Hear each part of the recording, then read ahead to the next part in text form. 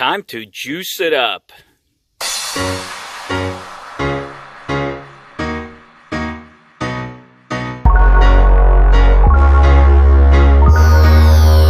Good morning, guys. Today I'm bringing you the video on my IDI turning up the pump like I promised.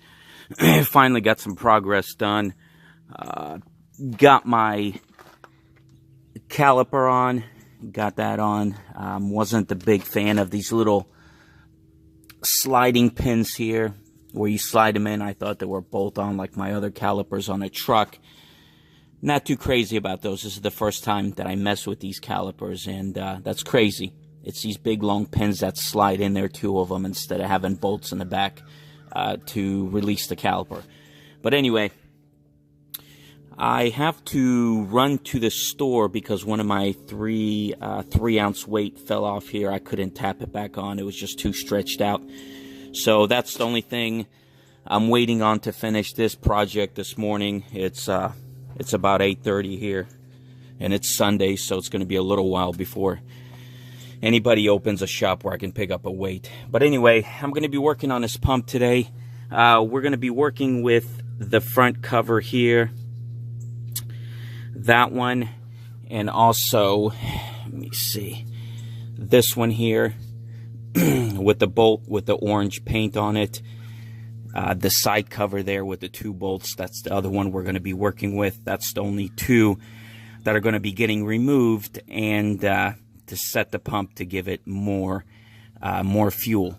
What I'm going to do is I'm going to start the truck, and I'm going to put the camera down to show you what it's like without the pump turned on. It's stock, and hopefully by doing this mod I'm going to get more fuel in the engine, and you should see a little bit of black smoke.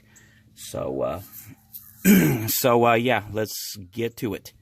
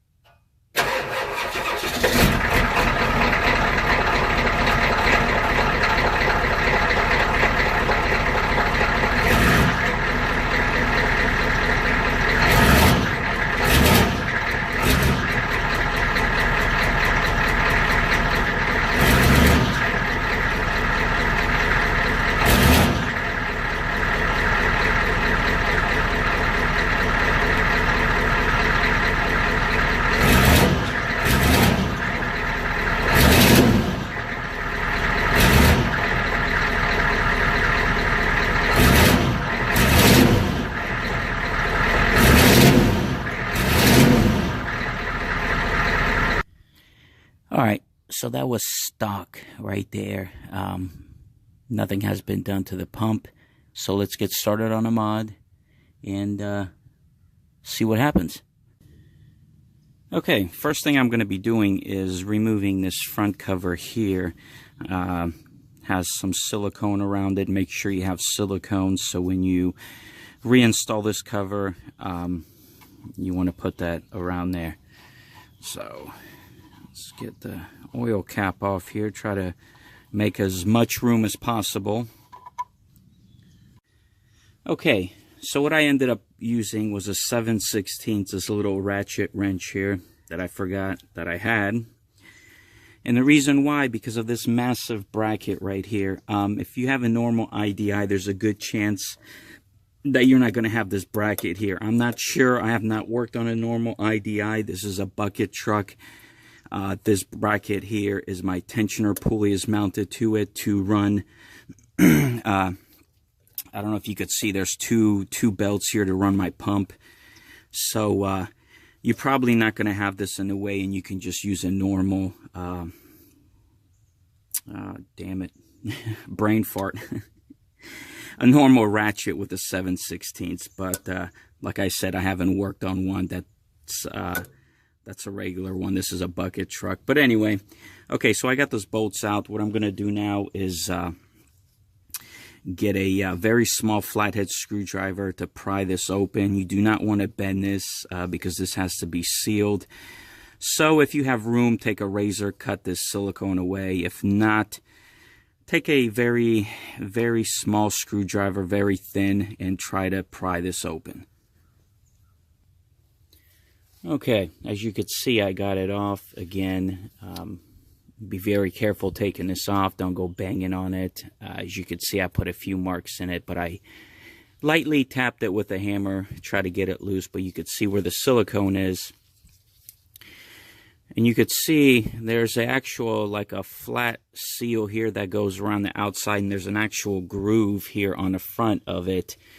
So what I'm going to end up doing, because I don't know where the damn seal is at, I mean, it just, it's gone. There's only a little piece of it, a little flat piece right here. So I'm going to take this in with me and try to find a gasket that'll fit the outer perimeter here of this this plate, because I'm looking down in a groove and there's no gasket, so I don't know if the previous owner had this off. I don't know what the deal is, but I'm going to clean this up, get the proper gasket for it. It looks like just like a well, it's bigger than a thermostat gasket, but it's, you know, kind of glad a little piece left because I could see the thickness that I need, you know. So yeah. So when I go get my tire weight, I'm gonna pick one of those up. Hopefully I can find one. If not, I'm just gonna have to silicone the shit out of it. Okay, but now you're gonna find three, I call them star bolts, but there's three of them, and there's an actual pin here. And what you want to do is actually turn the actual engine over so this is facing at 12 o'clock. It's a little round pin, and the other ones are star bolts. I call them star bolts. So, I mean, you can't miss it. And right now, it's sitting at 6 o'clock position. Let me see if I can get the camera in there.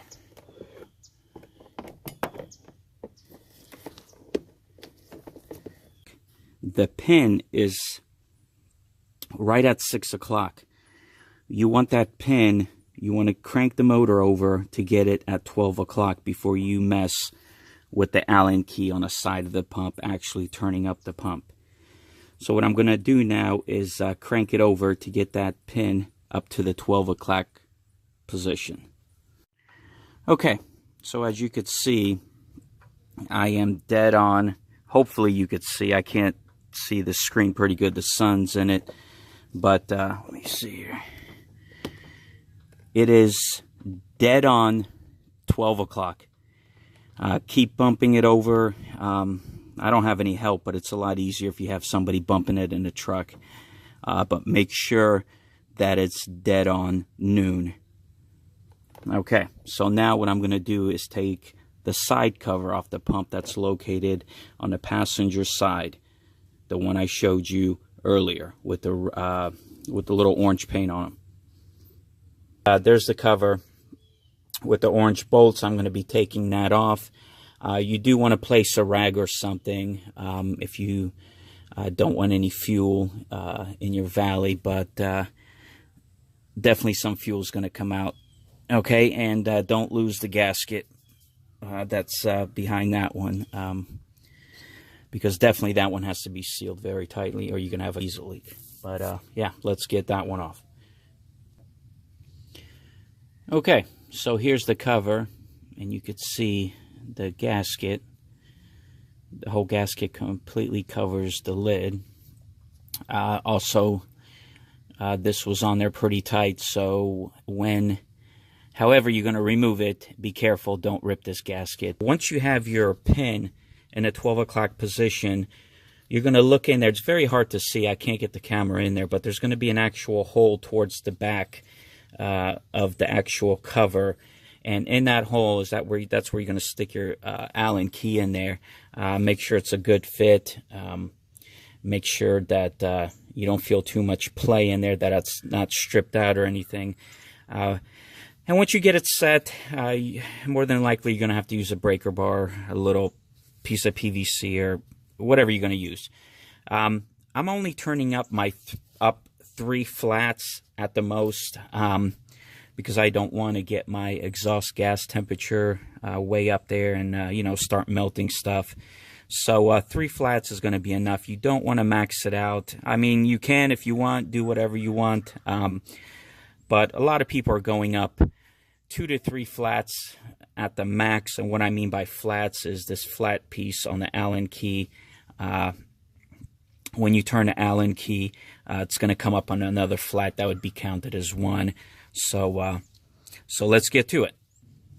Okay, so I just got done, and I'm not going to go 3. It was more like 2.5, just because of the actual how much room I had to turn. So I'm probably about 2.5 to about 2 3/4 of flats, and I'm pretty sure that's going to be plenty.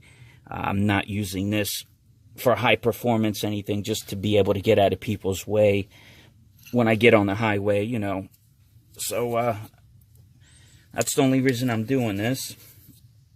So now what I'm going to do is put the cover back on. Now do remember, a lot of fuel came out. You have air in the lines now, so take your time purging all the air out. You know, don't burn up your starter. Don't run your batteries low. Maybe even if you have a battery charger handy, throw that sucker on, because like I said, it is going to be a pain in the ass trying to get all the lines clear of the air. So take your time. Don't burn anything up. You know, let it rest between cranks, so you don't get nothing too hot. But yeah, I'm going to throw the cover back on. And I had no luck finding the gasket for the front, so what I'm going to end up doing is just using a high temp gasket maker for the front and get that sealed up, because I do need the truck for work tomorrow. I'm going to do some research, check some parts stores online, or maybe Amazon or eBay, and see if anything comes up, and I will be replacing that front cover with the proper gasket. Okay, so I'm going to get on putting this stuff back together, and we'll see what she does.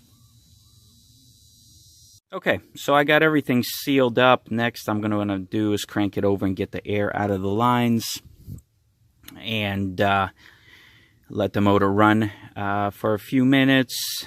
When all the air is out of the lines and the motor is working properly, I'm going to put the camera down by the exhaust pipe, and we'll see what she does.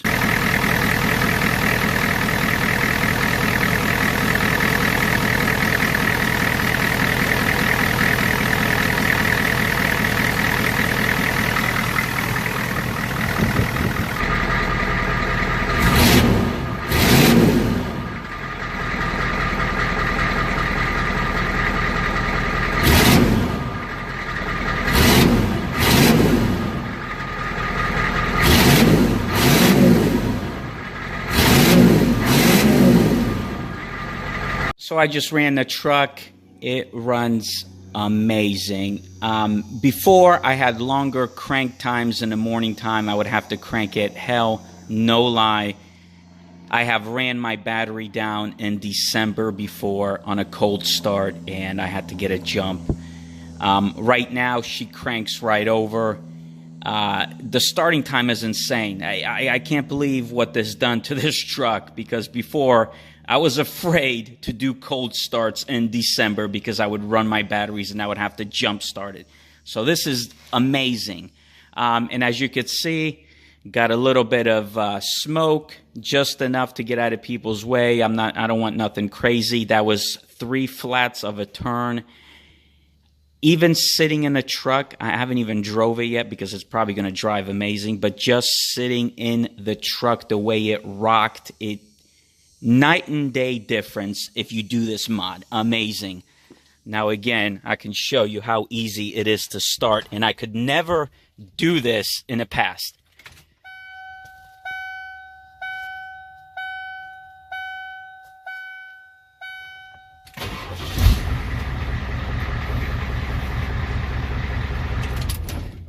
That's amazing shit. I could never do that. Not even with a warm engine, it would not do that. I would have to let it crank for probably 3-4 seconds. This shit's amazing. I am so happy with the mod. The truck, when I get it on the road, it's probably going to be a whole totally different truck. Very happy. If you have any questions, comments, leave them down below. I'll try to get to them ASAP.